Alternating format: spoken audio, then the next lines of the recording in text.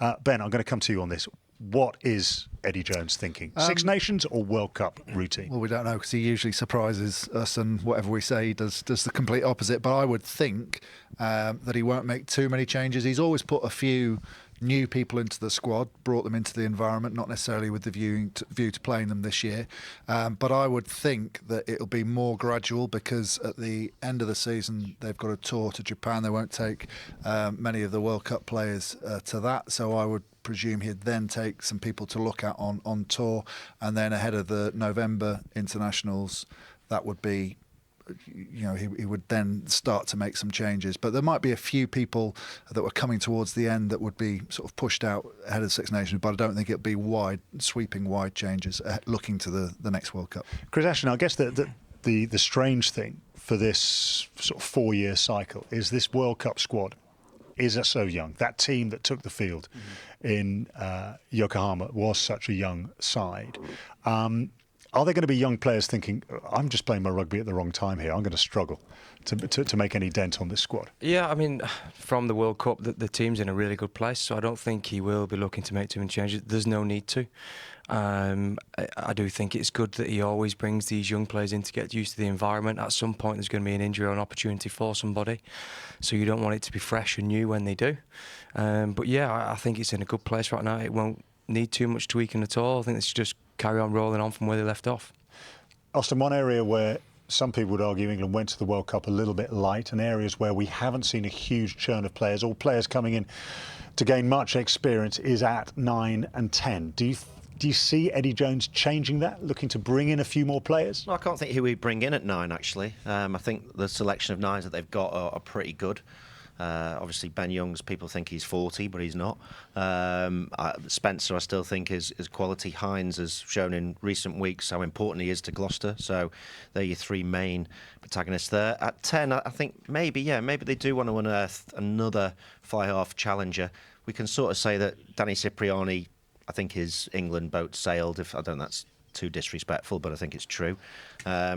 We got Fordy and then Farrell. If you could argue actually that England are probably a little bit too much reliant on Farrell, and maybe they need to find potentially a different style or a different face. And there was a lot of guys that came into that World Cup squad that you wouldn't have thought would have been there, but certainly added something. And if we'd have had this conversation maybe 4 or 5 months before the Six Nations, we maybe would have said, actually, the squad's looking pretty good, particularly after that Ireland game. And yet he still found 4 names that came in and had a real impact. And I think he's going to have to do the same again. Rhys Zammit, I don't think he's Welsh. I mean, there's a lot of people out there. This is the one. There'll be a lot of Welsh people out there that say, no, he's Welsh, but apparently he's not. Apparently he was born in Bedford. Well, here we go. There it is. Jim the Gloss fan. In a bed. At Jim the Gloss fan. Actually watching #GP tonight. Well done. Thank you. So here's a big question for England's Vision 2020. Should it include Welsh lad Lewis Rhys Zammit? Now, there have been rumours that Eddie Jones has been in contact with him. We know that he came from the Cardiff Academy into the Gloucester Academy. He was on holiday in Wales when he ended up there. Chris, have you had much of a look at him? What do you make of him? Yeah, he's lightning. I mean, when the ball's bouncing for you, it is bouncing for you, and he scored some good tries off absolutely nothing. But for such a young lad, he's not looked out of place in that Gloucester team. Ben, I want to ask about 4 years on, Eddie Jones now, this is the new cycle. When he came into England, it was after that disastrous 2015 World Cup. They then go on and they win a Grand Slam, and he introduces this new idea of the apprentices. Are we going to see more apprentices? Oh, we always will with him. I think he's very strong on pathway. He's strong on coaches as well. So who he takes away at various times will be interesting, and who he brings in. Still maybe some changes to be made before the next World Cup. But there are guys as well that were on the verge of the World Cup squad that then got injuries, actually away with England, a couple of them. Yeah. Beno Urbano, who's back playing better than ever, actually. He was almost a work in progress when they put him in the England squad. He looks the complete article now. You've got Stewart on the other side at Bath. Jack Willis we saw today. Ludlam, we mentioned in commentary, if Willis had stayed fit, there's a good chance Ludlam wouldn't have gone to the World Cup, but he's one of the players that Austin said had really enhanced the team by being there. So that battle between those two, because there's only a finite number of back row spots. I think that's been Eddie's, made a few mistakes, but his major mistake is he's broken young players in the training.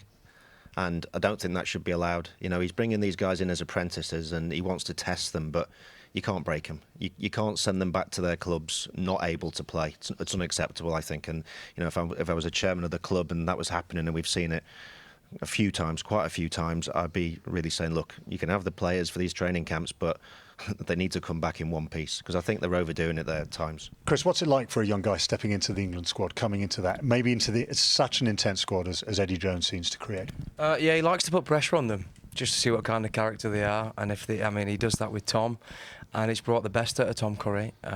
He has tested him and pushed him and pushed him and pushed him, and it has made him a better player. I think he does test them to see if they'll crack or not. Do you think Ben is going to join his brother Tom in that England squad? Do you think there's a chance of that? I think Ben should just swap with Tom and have a break, and he wouldn't even notice. 40 minutes each, perfect. You don't even need a sub. It's perfect. He wouldn't even know. But yeah, Ben, it can be just as good as Tom. We're swapping him over at Sale at the minute, the same, just to try and give him a bit of a rest. It's such a difficult position these days. You cannot do that week in, week out. Unless you're John O'Ross, in which case you can play every single game for every single team. He is relentless. Will Roberts at Will Roberts Rugby. He's put both Ollie Lawrence and Ollie Devoto made a big statement this weekend in their respective games with the Slade injured and Farrell arguably not on form. Surely this is the moment Eddie wipes his 12 and 13 slate clean. The England midfield, Austin, it's always up for debate. I thought we had this one fairly settled. Yes, no? On who? Manu and Slade, or...? Yeah, I mean, but just a group of players. Farrell, Ford, Ollie Devoto Manu. was, 4 years ago, he was one of those apprentices, wasn't he? Brought along in the England squad, didn't get his cap. I think Devoto's been brilliant this year and carries exceptionally well and is central to everything that's been good about the midfield go forward for Exeter. But it's difficult to have a consistent 10, 12, 13 because, like the back row guys, they do get battered. And... England, and even in Ben's day, were thinking of it was always going to be Johnny, Will Greenwood, Mike Tyndall. But then in the semi-final, was it the World Cup, they changed the centres. So you need to have that ability to change them. But what I don't like seeing is changing the 10. I think if you change the 10, it becomes a lot more difficult. Who's your 10 then? Well, I think everyone's 10's Farrell at the minute.